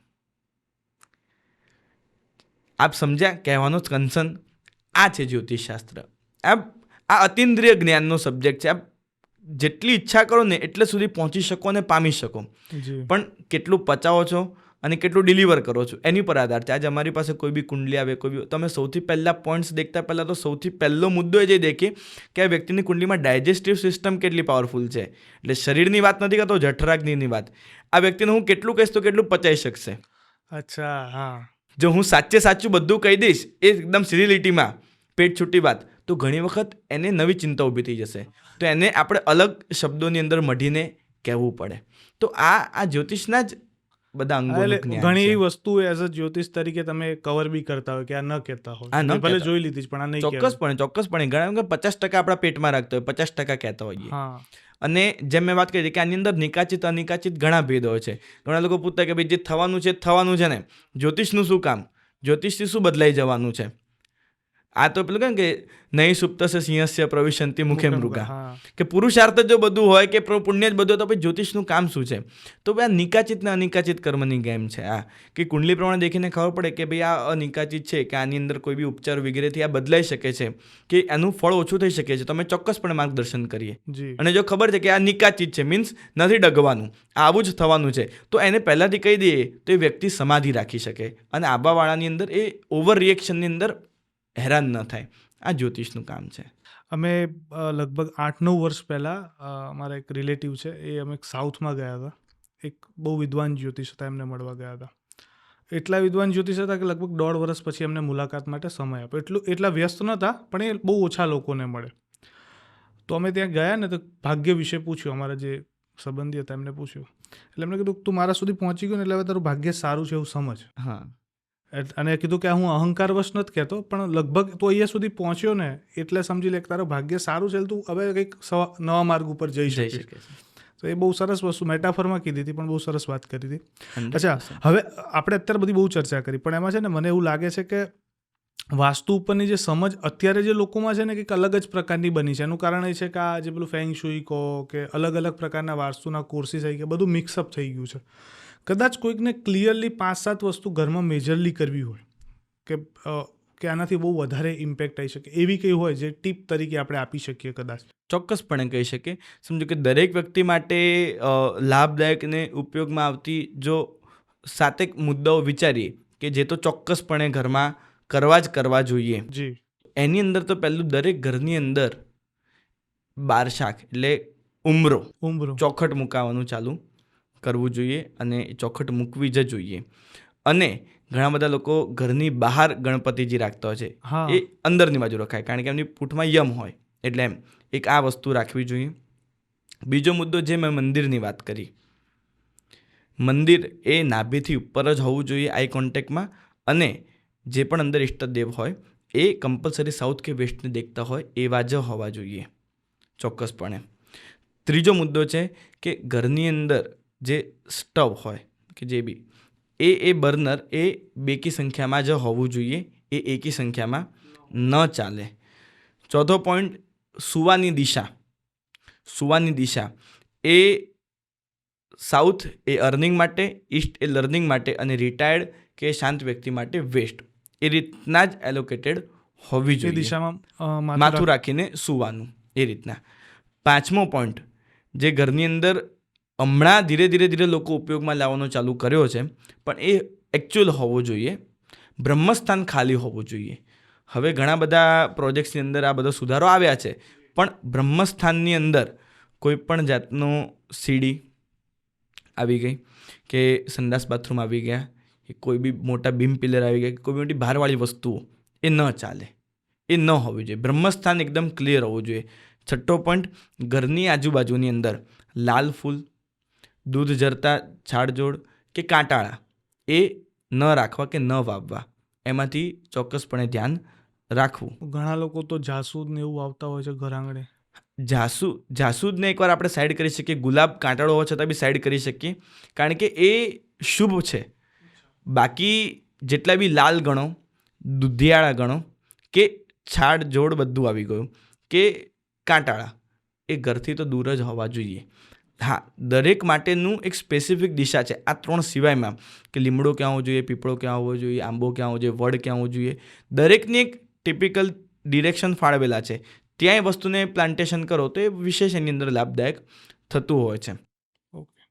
છઠ્ઠો પોઈન્ટ, જે ઘરની અંદર વિશેષ ઉપયોગીમાં ગણી શકીએ, તો કમોડની પોઝિશન બેસે ત્યારે ઈસ્ટ નોર્થ, અને જે સેફ હોય એ કમ્પલસરી ખુલવું જોઈએ નોર્થ બાજુ. એવી રીતના જ એ ગોઠવીને રાખવું, એવી રીતના જ એ ટ્રાય કરવું. 7મો પોઈન્ટ જે કેલ્ક્યુલેટ કરી શકીએ કે ડાઇનિંગ ટેબલ એની ઉપર કાચનો પડછાયો પડે એવો ટ્રાય કરવાનો. અને સૂતા હોઈએ આપણા બેડ ઉપર કાચનો પડછાયો ન પડે એવો ટ્રાય કરવાનો. કાચનો એટલે મિરર. મિરર, રિફ્લેક્ટિવ મિરર, જે ડ્રેસિંગ મિરર આપણે કહીએ. ડ્રેસિંગ ટેબલ ઉપર, ડાઇનિંગ ટેબલ ઉપર મિરરનું રિફ્લેક્શન પડવું જોઈએ. એ હેલ્થ માટે બહુ બેનિફિશિયલ છે. અને જે બેડ હોય, સૂવાની જગ્યા હોય, પલંગ, એની ઉપર કાચનું ડિરેક્શન એટલે કાચનું રિફ્લેક્શન ન પડવું જોઈએ. જેટલા અંગ ઉપર પડે એટલા અંગ દુખે. અચ્છા. આ ચોક્કસ છે. આપ ક્યાંય બી દેખજો, પૂછજો, આ ચોક્કસ છે. એટલે એ વસ્તુથી એક ડિસ્ટન્સ રાખીને અને ચાલવું જોઈએ. હજી આગળના મુદ્દા ઉપર ગણીએ તો ઘરના જે બી ઈષ્ટદેવ હોય એની વધુમાં વધુ ઘર તરફ દ્રષ્ટિ પડતી હોય, પૂઠ ન પડતી હોય એવો ટ્રાય કરવો. અને ઘરની અંદર એન્ટ્રી કર્યા પછી યુટર્નમાં વધુ ઘર આવતું હોય, પાછળ પડતું હોય એવું ઘર પ્રિફર નહીં કરવું. 4 અને 8નું ટોટલ આવતું હોય, જેને મળતું હોય એને બરાબર છે, બાકી એ પણ પ્રોપર્ટી પ્રિફર કરવામાં ઓછી રિકમેન્ડેશન હોય છે. સીડી કેટલી હોવી જોઈએ? તો 2 એ મુખ્ય અંક ગણીને એની પર 3 મેળતા, એટલે 2, 5, 8, 11, 14, 17, 20 ઉપર તમારા ઘરની સ્ટેરકેસ કમ્પ્લીટ થતી હોય તો એ પણ નુકસાનદાયક છે. એ પણ એની અંદર એક વધારો કે ઘટાડો કરીને એને એક્ઝેક્ટ ન્યુમરિક્સમાં લાવવી જોઈએ. આ બધા બહુ ઇમ્પોર્ટન્ટ ને કોમન પોઈન્ટ છે કે જો એ સાચવવામાં આવે તો મોટા મોટા સ્ટ્રક્ચરલ વાસ્તુ પોઈન્ટ તો સાચવવામાં આવે જ છે, પણ એ ઇનિશિયલ ઇન્ટરનલ પોઈન્ટમાં મિસ આઉટ લોકો કરતા હોય છે. તો એ સાચવવાથી બહુ ફરક દેખવા મળે છે. અચ્છા, હવે હમણાં હું થોડી વાર પહેલાં બહાર બેઠો હતો ને તો તમારા પિતાજી સાથે મારે ચર્ચા ચાલી સરસ મજાની. તેમને કીધું કે મારા બંને દીકરાઓને મેં સ્કૂલ નથી બતાવી, બંને ગુરુકુલમમાં જ ભણ્યા છે અને બીજો તો ભણે છે અત્યારે હાલ. પછી એમને થોડા ઘણા તમારા જે નીતિ નિયમો છે ને, તમે તો કોઈ દિવસ મને ખુલીને શેર કરી નહીં આ વાત, પણ મને એમને કીધું કે તમે કોઈ દિવસ સાંજે જમતા નથી, રાત્રે ભોજન કરતા નથી ક્યારે બી, અને આ પરંપરા ઘણા વર્ષોથી ચાલે છે. અને મને તમારું શેડ્યુલ ખબર છે કે તમારે ફોરેન આઉટ ઓફ ઇન્ડિયા જવાનું બહુ થતું હોય છે. કઈ રીતના મેનેજ કરો છો અને આ કેમ આ બધું પાલન કરો છો એ જાણવું છે. જે આમ કહેવાય ને કે આ ધર્મ સાથે જો જ્ઞાન જોડાય ને તો એનો બહુ વિશેષ લાભ મળે છે. વ્યક્તિગત જીવન ઉપર પણ મળે છે અને સાથે સાથે પ્રોફેશનલ લાઈફની અંદર બી બહુ એનો લાભ દેખવા મળે છે અને મળ્યો છે. જે એમ કહેવાય ને કે ફેમિલી બેકગ્રાઉન્ડ ખૂબ જ ધાર્મિક રહ્યું છે અને નાની ઉંમરથી જ એ કેટલો નિયમ કરી કે દરરોજ જે સેવા પૂજા કરવાની જ, દર્શન કરવાના જ, એ નિયમ ચોક્કસ, જે નિયમિત જાપ હોય એ જાપ કરવાનો જ, અને સાંજે સૂર્યાસ્ત થાય એના પછી નહીં ખાવાનું, એ નિયમ ચોક્કસપણે, ભલે ઇન્ડિયામાં હોઈએ કે આઉટ ઓફ ઇન્ડિયા હોઈએ. ધાર્મિક રીઝન બી ખરી, જૈન ફેમિલીમાંથી છું તો એ પ્રમાણે બી ખરી એ મુદ્દો કે સાંજ પછી જેવું સૂર્યાસ્ત થાય એના પછી ઘણા બધા જીવાણુઓ આ લોકો ઉપર ફેલાઈ જતા હોય છે. તો તમે કાંઈ પણ ઇન્ટેક કરો તો એની અંદર એની આશાત ન થતી હોય છે, એ મરતા હોય છે એટલે. અને સાથે સાથે બીજું કહેવાય ને કે પ્રેક્ટિકલ, તો આયુર્વેદની ભાષામાં કહેવાય ને કે આપણા શરીરને છે ને આની જઠરાગ્નિ છે એને કમળ તરીકે દર્શાવવામાં આવ્યું છે. જેમ સૂર્ય ઉગે એમાં કમળ ખીલે અને સૂર્યાસ્તમે એમાં કમળ આથમે. એના પછી તમે વાપરો તો એ વસ્તુ પ્રોપર ડાયજેસ્ટ નથી થતી હોતી, પચતી નથી હોતી, જે શરીરને પછીથી હેરાન કરે છે. મતલબ કે પેટ સફા હર રોગ દફા, આ નિયમ છે. તો આ વસ્તુ એક આ ફેમિલી રિચ્યુઅલ સાથે અને પ્રેક્ટિકલ પોઈન્ટ સાથે સંકળાયેલી છે. તો એક એથિક્સ તરીકે બનાવી લીધું છે કે નિયમિત જે પૂજા, સેવા, જાપ કે આ નિત્યક્રમ એ ક્યારેય તૂટવો ન જોઈએ. અને એમાં એક મહત્તમ ફાળો ઘરના મેમ્બર સાથે સાથેનો ગુરુકુલમનો, જે મારી માતૃ સંસ્થા કે જ્યાંથી હું ભણીને તૈયાર થયો, એ એમ કહે ને કે મારા પિતાજીનું એક આમ બોલ્ડ ડિસિઝન એ સમયનું કે ગુરુકુલની અંદર મૂકી દીધો. મને કીધું કે સિનિયર તમે ભણ્યા ઇંગ્લિશ મીડિયમમાં અને બહુ સરસ પરફોર્મન્સ હતું, પણ છતાં તમને સ્કૂલમાં ના લઈ ગયા. છતાં પણ ડિરેક્ટ સ્કૂલમાંથી ઉઠાડીને ગુરુકુલમાં મૂકો, જ્યાં ન એલસી, ન ડિગ્રી, ન સ્ટાન્ડર્ડ, ન સિલેબસ. જે પ્રાચીન નાલંદા તક્ષશિલા જેવું વિશ્વવિદ્યાલય ગુરુકુલમ જે સાબરમતી અમદાવાદમાં આવેલું છે, ત્યાં જ આખું સ્ટડી કમ્પ્લીટ થયું. ત્યાં ટોટલ 12 વર્ષ અભ્યાસ કરો પ્રાચીન તમામ વિદ્યાઓ, કળાઓનો, અને ત્યાંથી જ આ બધું જ્ઞાન પ્રાપ્ત થયું. ત્યાં ગુરુકુલમ છે, એકચ્યુઅલ ગુરુકુલ છે. એનું એ લોકેશન ક્યાં છે, એમાં એડમિશનની પ્રોસેસ શું છે, એ બધું જ ડિટેલથી મને તમે આપો અત્યારે. એ સાબરમતી અમદાવાદ હીરાજન સોસાયટી છે, ત્યાં જ એ ગુરુકુલ સ્થિત છે, વિમુક્તિ વિશ્વવિદ્યાલય, અને સાબરમતી ગુરુકુલમ, હેમચંદ્રાચાર્ય સંસ્કૃત પાઠશાળા ગુરુકુલમ નામ છે. અને એમ કહેવાય ને કે એનું લોકેશન બહુ નયનરમ્ય છે. આમ ચારે બાજુ ગીરની ગાયની ગૌશાળા, વચ્ચે આમ અશ્વશાળા, લીમડાનું ઝાડ, માટીનું મેદાન, આમ મંદિર, આ બાજુ ઔષધાલય ઉપર બધા હસ્તલિખિત ગ્રંથો ચાલતા હોય, લીપણવાળા આખું સંકુલ દરેક રૂમમાં લીપણવાળા, ચૂલા ઉપર રસોઈ, જબ્બો લેંગો પહેરવાનું, સવારે બ્રહ્મ મુહૂર્તમાં ઉઠીને ભણવાનું, આખી એ જ પ્રાચીન જે પ્રાચીન વિશ્વવિદ્યાલયો કે જે એન્શન્ટ એજ્યુકેશન સિસ્ટમ જે રીતના કનેક્ટેડ હતી એ જ વસ્તુ કમ્પ્લીટ અહીંયા પ્રોવાઈડ કરી છે. અને ગુરુકુલમ છે જે ગુરુઓનું કુળ છે, ગુરુની પ્રાધાન્યતા છે. આજની જે સ્કૂલની અંદર જે એક બિઝનેસનો ફંડ આવી ગયો છે ને ત્યાંથી આખું આ વિમુખ છે. ત્યાં ઇવન કોઈ કહેવાય ને કે કોઈ ફી બી નથી, નિઃશુલ્ક છે. હા, જે યથાશક્તિ પોતે ત્યાં લખાવી શકે, કારણ કે જ્ઞાન વેચાતું નથી એ એનું મુખ્ય કારણ છે. અને ત્યાં છોકરો ભણીને તૈયાર થાય એટલે આમ કહેવાય ને કે એક ડાયમંડ તૈયાર થાય. કારણ કે એ જે સંચાલક છે કે જે સંકુલ છે એ આમ હીરાની ખદાનમાંથી એક ને પોલિશ કરીને બહાર સમાજને પેશ કરે છે. પણ ત્યાં સિલેક્શન એડમિશન સિલેક્શન બી બહુ યુનિક છે. કુંડલી દેખીને સિલેક્શન કરે છે. અચ્છા. દીકરો દીકરો આવે, એનું એક્ઝામિનેશન થાય, એના પછી એની કુંડલી દેખે, જો કુંડલીમાં પોટેન્શિયલ હોય તો જ એડમિશન આપે. આ ડાયવર્સિફાય કરવાનું મુખ્ય કારણ એ કે આ શિક્ષા પ્રણાલીને વધુમાં વધુ લોકો સુધી પહોંચાડવા માટે સમય બહુ ઓછો છે. કારણ કે એટલું વિકૃત એનું વાવાઝોડું ચાલી રહ્યું છે. તો જેની અંદર પેલું કે પાણીદાર છોકરો હોય એને જ પકડો, એને વધુમાં વધુ વિદ્યાઓ કરો, શીખવાડીને તૈયાર કરો અને પ્રેઝન્ટ કરો તો એ તૈયાર થાય. અને કદાચ બીજું પર્પઝ, આ તો મારા મનથી વિચારું છું, કદાચ એ પર્પઝ બી હોય ને, જ્ઞાન ખોટા હાથમાં પણ ન જવું જોઈએ. ડેફિનેટલી, કારણ કે આ પ્રાચીન કળાઓ વિદ્યાઓનું જ્ઞાન એટલે બહુ મોટો ખજાનો છે.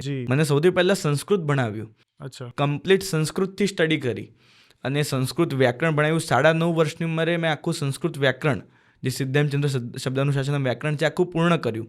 પછી એને અર્થથી કર્યું, સાથે 10,000 શ્લોકો મેં મોઢે કર્યા. આત્મશ્લાઘ નથી, પણ આ પ્રાચીન વિદ્યાની મેથડ કહું છું કે એટલા શ્લોકો કર્યા, ન્યાય કર્યું, વેદાંત કર્યું, એટલા પ્રકીર્ણકો વગેરે બધું કરીને જ્યારે બેઝ તૈયાર થયો, ગંભીરતા દેખાઈ ગુરુને, ત્યારે કર્મ સિદ્ધાંત સાથે સાથે જ્યોતિષના અષ્ટાંગ પીરસ્યા. અને એ તૈયાર થતાં આ પરિપક્વતા ઉપર આવ્યા કે જ્યારે જ્યોતિષના 8 અંગને આપણે કોઈને ભણી શકીએ છીએ કે ભણાવી શકીએ છીએ કે કોઈને એનું ફળ પ્રાપ્ત કરાવી શકીએ છીએ.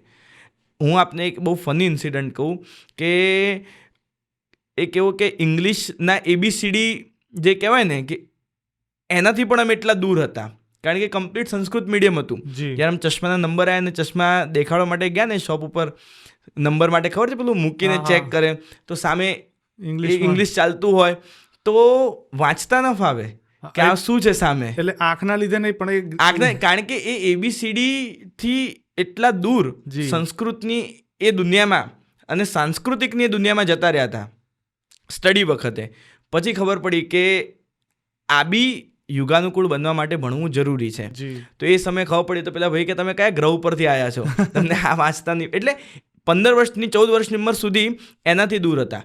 પછી એ ભણ્યું, તૈયાર થયા. તો આજે કેટલા વિદેશની અંદર પણ કેટલી કન્ટ્રીની અંદર કન્સલ્ટ કરીએ છીએ ફ્લુઅન્ટ ઇંગ્લિશમાં, અને સરસ થાય છે. કારણ કે સંસ્કૃતનો બેઝ આવી ગયો. આપે ઘણીવાર સાંભળ્યું હશે કે બધી કોડિંગ થતી હોય ને એમાં બી સંસ્કૃત એનું એ કહેવાય ને કે રૂટ છે, એનું લેંગ્વેજ મોડલ છે. અને સંસ્કૃત ભાષા એવી છે કે જેને બોલવાથી જીભની તમામ નસો ક્લીન થઈ જાય છે. સંસ્કૃત એટલી દેવી ભાષા છે અને એનાથી જ આખું આ સ્ટડી થયું. આજે મારો નાનો ભાઈ છે, ધ્યાન નામ છે, એ પણ ગુરુકુલમાં ભણીને તૈયાર થઈ રહ્યો છે. એવા 100 દીકરાઓ ભણે છે. ઓનલી બોયઝનું ગુરુકુલ છે, રેસિડેન્શિયલ છે. કેટલા બાળકો તૈયાર થઈ રહ્યા છે આજે સમાજને, દેશને, એ એનું બેસ્ટ સર્વ કરે છે. મારી સાથેના એક કલીગ હતા, એ વૈદિક મેથ્સની અંદર વર્લ્ડ ચેમ્પિયન છે, જેમણે 2 મિનિટને અમુક સેકન્ડની અંદર એકદમ હાર્ડેસ્ટ એવા 50 દાખલાઓ સોલ્વ કર્યા હતા. મારી સાથેના બીજા એક કલીગ હતા જે ઝારખંડના છે, તો એ રાઈ ઉપર આખી એક ગાથા લખી દે છે, ચોખા ઉપર આખું ભગવાનનું ડ્રો કરી દે છે. તો દરેક વ્યક્તિની અંદર જે કેલિબર છે એ ત્યાં ઉજાગર થાય છે. મેં જ્યોતિષ પકડ્યું તો હું જ્યોતિષની અંદર આગળ વધ્યો, કોઈ સંગીત પકડ્યું તો કોઈ સંગીતમાં આગળ વધ્યા છે, કોઈ આયુર્વેદ પકડ્યું તો એ આયુર્વેદમાં આગળ વધ્યા છે. અમને ત્યાં દરેક વિષયો, દરેક વિદ્યા કળાઓ શીખવાડવામાં આવે. ત્યાં જે હું ઇન્ટરકનેક્ટ કરું છું ને સંગીત સાથે, આયુર્વેદ સાથે, હું બધું શીખેલું છું. હું પોતે વાયોલિન બી વગાડું છું, હું પોતે આયુર્વેદનું પણ નાનું મોટું જાણું છું. પણ હા, કોર સબ્જેક્ટ તરીકે જ્યોતિષને અને સંસ્કૃતને પકડ્યું તો એની પર વધુ ફોકસ થયું. બાકી નાની મોટી તમામ 64-72 કળાઓ, વિદ્યાઓ કળાઓ, મેં rope mallakhamb, pole mallakhamb, gymnastic, activities, ઘોડેસવારી બધું કરેલું છે, બધું આવડે છે. સંગીતની અંદર, ધાર્મિકની અંદર, મેથ્સની અંદર પણ ખૂબ સરસ મહારત હાંસિલ કરી છે, જસ્ટ બિકોઝ ઓફ ગુરુકુલ અને એની એ સિસ્ટમને સિલેબસની ત્યાં મેથડ. કેટલા વર્ષનો અભ્યાસ કરવો પડે છે? ત્યાં કોઈ ફિક્સ નથી. આપ જેટલું પામો, આ બધું આ જ્ઞાન એ દરિયો છે, જે મેં શરૂઆતમાં વાત કરી, જ્ઞાનામૃતમ ભોજનમ એમ.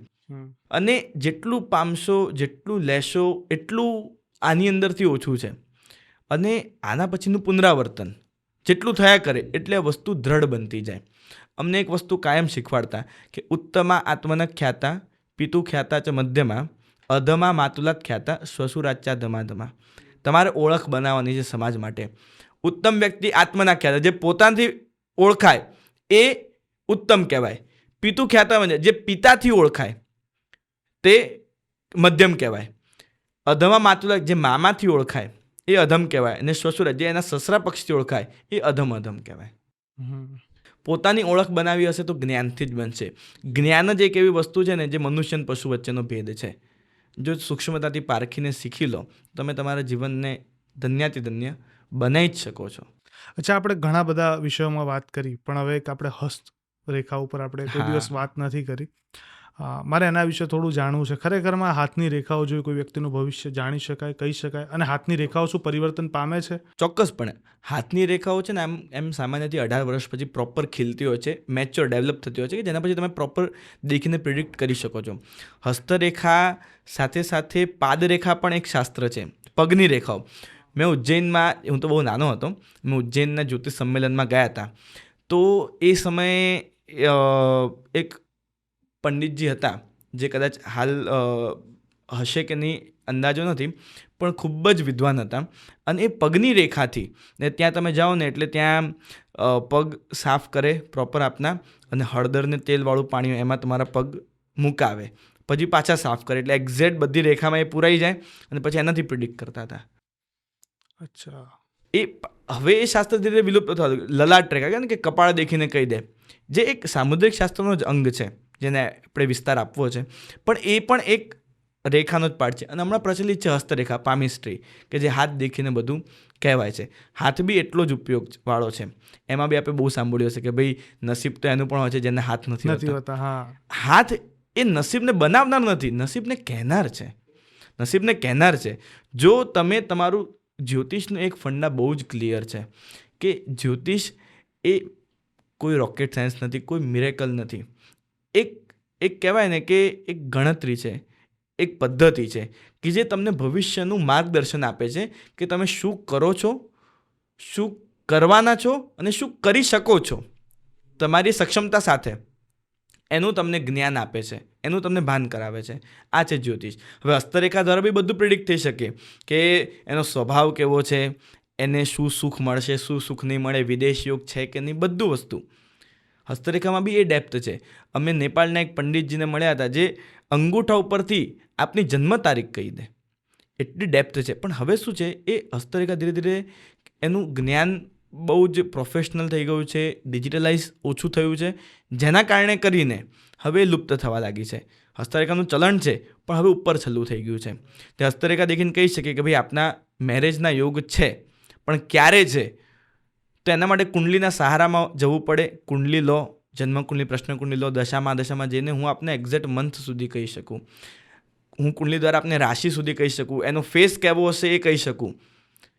કુંડલીમાં એટલી ડેપ્થ થઈ જાય છે, જબકી હસ્તરેખામાં એક ઉપર છલ્લું મોટો પોઈન્ટ્સ તમને પકડાઈ જાય છે. અને હસ્તરેખા દ્વારા પણ એ વસ્તુ પ્રિડિક્ટ થતી હોય છે. જેવી રીતે કેમ ઉપર 5 ચક્રો હોય, જેને આંગળીમાં ઉપર 5 પૂર્ણ ચક્ર હોય, તો એ જીવનની અંદર ખૂબ જ કેમ કે સરળતાથી એને પ્લેટફોર્મ મળી જાય છે અને સિદ્ધિને પામે છે. જેના હાથમાં તલ આવી જતો હોય, બરાબર, જેના હાથમાં તલ, તો એ ખૂબ ભાગ્યશાળી ગણાતો હોય છે. પછી દરેક આંગળી એન્ડ થાય ત્યાં આપ દેખશો ને તો એક પર્વત હોય છે એમ. તો જેને જે પર્વત ઉચકાયેલો હોય એનું ફળ હોય છે. જેવી રીતે ટચલી આંગળી, ત્રીજી આંગળીનો એ પર્વત જેને મોટો હોય તો ધંધાકીય મગજવાળો હોય. ત્રીજી આંગળીનો પર્વત અનામિકાનો જેનો ફિંગરવાળો પર્વત ઉચકાયેલો હોય એ ધાર્મિક હોય. પછી જેને બીજી આંગળીનો મધ્યમાનો જેનો પર્વત ઊંચકાયેલો હોય તે કર્મઠ હોય, જેને એટલે મહેનતું અને પહેલી આંગળીનો જે ઉચકાયેલો હોય એ વાકચતુર હોય, અને જેને પાંચમી આંગળીનો એટલે અંગૂઠાનો ઉચકાયેલો હોય તો એ વ્યક્તિ ભોગી હોય. તો આ બધા એના અલગ અલગ અલગ અલગ રિઝલ્ટ છે. લોકો તમને કહે આ મારી રેખા લાંબી છે એટલે મારું આયુષ્ય લાંબુ છે. એવું નથી. હસ્તરેખા છે બહુ ડેપ્થવાળું. એક રેખાનું મહત્વ છે. એક રેખા પોતાનું એક અલગ અસ્તિત્વ ધરાવે છે. પણ એને સમજીને શીખીને ગ્રહો સાથે કનેક્ટ કરીને જે રિઝલ્ટ આપો તો એ વ્યક્તિને લાભદાયક બનતું હોય છે. ઓકે, હમણાં આપણે વાત કરતા હતા ને તો તમે કીધું પેલું બખડદંતા કોક મૂર્ખા કોક નિર્ધન ટાલિયા. તો એ જે ટાલિયાવાળી વાત હતી કે જે ટાલિયા એ ભાગ્યશાળી હોય ને એમનું નસીબ બહુ સારું હોય, પણ અત્યારે એવું થઈ ગયું લોકોને ટાલ પડે ને ગમતી નથી. લોકો કોઈ ટ્રીટમેન્ટ કરાવે, કોઈ દવા લે, કોઈ હેર ટ્રાન્સપ્લાન્ટ કરાવે. ઇફ આ તો મને આવો પ્રશ્ન થયો કે કોઈ હેર ટ્રાન્સપ્લાન્ટ કરીને વાળ ઉગાડી દે તો એ જે ભાગ્યો એ પરિવર્તન પામે ને? હું તમને સામે કાઉન્ટર ક્વેશ્ચન પૂછું તો કોઈ ચપ્પુથી આમ રેખા આમ દોરી કાઢે તો નસીબ બદલાઈ જાય ને? ના બદલાય. ના, સેમ. જો એને બોલ્ડનેસ હોય અને વાળ કરાવે તો એના એ આર્ટિફિશિયલ પ્રોસેસ છે. એનાથી નસીબમાં કંઈ પરિવર્તન નહીં આવે. જેવી રીતે કોઈ ચપ્પુથી હાથમાં લઈને આમાં એની આયુષ્ય રેખા હોય, એને કેન્સર થયેલું હોય, આયુષ્ય રેખા આમ લાંબી કરી કાઢે તો કોઈ ફરક ના પડે. એ જે થવાનું જ છે, ખાલી આ નિમિત્ત છે. અને અમુક વસ્તુને તમે ચેન્જ કરી શકો છો. હું જે બીજ મંત્રની મેથડ આપું છું કે જે રીતના કોઈને કન્સલ્ટિંગ કરું છું તો એની અંદર એક કર્મ સિદ્ધાંતની મેથડ તો દરેકને સમજાવવાની જ, કારણ કે એ તો કહેવાય ને કે અલ્ટિમેટ છે. પણ સાથે સાથે એને રસ્તામાં શું હોય, કઈ રીતના સુધારો આવી શકે એ પણ સમજાવવાનું. અને એ વસ્તુ મેથડ કરે છે અને મેટર બી કરે છે. થોડા સમય પહેલાંનો એક આપને કિસ્સો કહું તો એક હસબન્ડ વાઈફ આવ્યા અને કુંડલી દેખી. હું આમ દેખતો જ રહી ગયો કુંડલી. 10 મિનિટ થયો એકદમ પિન ડ્રોપ સાયલેન્ટ. પછી ભાઈ એવું કંઈ દેખાય છે, તમે આમ કહેતા નથી. મેં કીધું કુંડલી પ્રમાણે એમ એવું દેખાય છે, કહેવાય નહીં, તમે ખોટું ન લગાડતા, પણ કે આ બેન વિધવા હોવા જોઈએ, પતિ સાથે આવ્યા હતા. હવે પછી ખબર પડી, મેં કીધું તમે ફોન કરો તમારા બાને, એક્ઝેક્ટ ટાઈમિંગ કહો, કારણ કે કુંડલી આવે એટલે અમે રીચેક કરીએ વ્યક્તિના ગુણધર્મ સાથે મળે છે કે નહીં. સવારના 5:25 એટલે સાંજના 5:25 જન્મ હતો અમારો. પછી મેં કીધું હા હવે એક્ઝેક્ટ આ કુંડલી બેઠી. તો આ કુંડલી પણ એટલો ભાગ ભજવે છે, મુહૂર્ત પણ એટલો ભાગ ભજવે છે, વાસ્તુ પણ ભજવે છે, તો હસ્તરેખા બી ભજવે છે, અંકશાસ્ત્ર ભજવે છે, તો કલરશાસ્ત્ર બી ભજવે છે. જે આપણે ફર્સ્ટ પોડકાસ્ટમાં મેક ઇન ઇન્ડિયાના લોગોની વાત થઈ હતી, જે અમે ડિઝાઇન કરીને આપ્યો, જેનું ડિરેક્શન આમની જગ્યાએ આમ કરાવ્યું, પહેલું વંદે ભારતમાં ઇમ્પ્લિમેન્ટ થયો. તો દરેક લોગો, કયો કર્વ, કયો કલર બહુ મેટર કરે છે. લોકો હાલ છે ને 2 વસ્તુ પર પડ્યા છે અનુજભાઈ. એક, સાઇન ચેન્જ કરો, તમારી સાઇનના સુધારાઓ કરો, સાઇન આમ ઉપર લઈ જાઓ, નીચે લઈ જાઓ, આડી કરો, મોટી. બીજું નામ ચેન્જ કરો. સુનિલ નામ હોય તો ડબલ આઈ કરી કાઢે, ડબલ એલ કરી કાઢે, યુ કાઢી કાઢે, આવું બધું કરે છે. કોઈ વસ્તુ ખોટી છે એવું નથી કહેતો, અને આપણે કંઈ પણ ન શકીએ. દરેક વ્યક્તિ પોતપોતાના એંગલથી જતા હોય. આ પેલું કહે ને કે આ દ્રષ્ટિકોણવાળું છે. એક હાથી ઊભો હોય, બરાબર છે, અને 6 આંધળા વ્યક્તિને ઊભા કરી દીધા આજુબાજુ. ભાઈ તમે ટચ કરીને કહો હાથી કેવો છે, તો એક અંધ વ્યક્તિ હશે, એ પૂંછડી પકડીને કહેશે કે હાથી તો મારો દોરડા જેવો છે. એક પગ પકડીને કહેશે આ હાથી તો મારો પેલું પિલર જેવો છે, થાંભલા જેવો છે. આ કોઈને ખોટા ન કહી શકે, એ નવી વાત છે, સ્યાદ વાત છે. પણ ચોક્કસપણે આ જે સિગ્નેચરવાળી અને આ જે નામવાળી જે છે ને, એ વસ્તુ એટલી એક્યુરેટ નથી. જે રીતે પેન્ડુલિયમ છે, ટેરોટ કાર્ડ છે, શાસ્ત્રો છે, હું બી શીખ્યો છું. પણ હું પોતે છે ને એ સાયકિક ગણું છું કે વસ્તુ સાયકોલોજી પર વર્ક વધારે કરતું જાય છે. ફેસ રીડિંગ બરાબર છે, પણ ટેરોટ રીડિંગ જે થાય છે ને, સારું શાસ્ત્ર છે, ખોટું નથી, પણ એ વ્યક્તિને છે ને અમુક દાયરામાં સીમિત કરી દે છે. અને જે ખાલી હા ને નાનો આન્સર આપી શકતો ને, એ શાસ્ત્ર નથી. જે ડેપ્થમાં લઈ જાય, તમને ટાઈમિંગ સુધી પ્રોવાઈડ કરે અને તમને એનું સામે કાઉન્ટર ક્વેશ્ચન કરીને એક રેમેડી કે સોલ્યુશન આપે. It's actually manuscript. તો આ વસ્તુ હોવી જોઈએ, જે હું માનું છું ત્યાં સુધી પરફેક્ટ વર્કેબલ કહી શકાય. અને એમ કહેવાય ને કે આજના જમાનામાં જો ઉપયોગમાં લેવામાં આવશે ને, તો જ ફરીથી આ પ્રાચીન આપણું એસ્ટ્રોલોજી અને વસ્તુ રિવાઈવ થશે.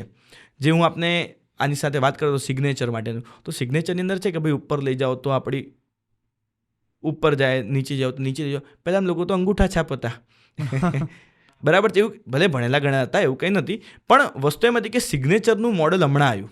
જી, બાકી તો કેટલા સુધી હતું કે પેલું કહે ને કે પોતે પોતાનું નામ પણ ન બોલાય, પોતાના ગુરુનું નામ ન બોલાય, જેઠનું નામ ન બોલાય, એટલે સુધીના શાસ્ત્રોની અંદર આવે છે મુદ્દાઓ.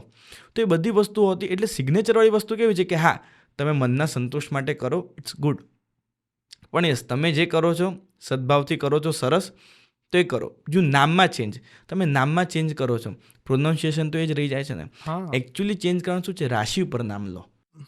લોકો હમણાં શું કરે છે કે જેને ગમતું નામ હોય અથવા રાઇમિંગ્સમાં મળતું હોય નામ, એવું નામ પાડી દે. અચ્છા, હસબન્ડ વાઇફ નું નામ હોય તો બંને મર્જ કરીને એક નામ પાડી દે. નવું બને, જેનો કોઈ મતલબ એ ના. હા, હવે તમે એક દીકરી નામ રિહા પાડે તો બીજા નામ રાહા પાડી દે. રાહા પાડી દે. હા, બરાબર છે. એટલે એવી રીતના રાઇમિંગ્સ કરે છે. અમુક લોકો ગમતા નામ પાડી દે છે, અમુક લોકો પહેલેથી પ્રી પ્લાન્ડ જ હોય છે કે મારે તો આવશે આ જ નામ. દેખો, એવું નથી.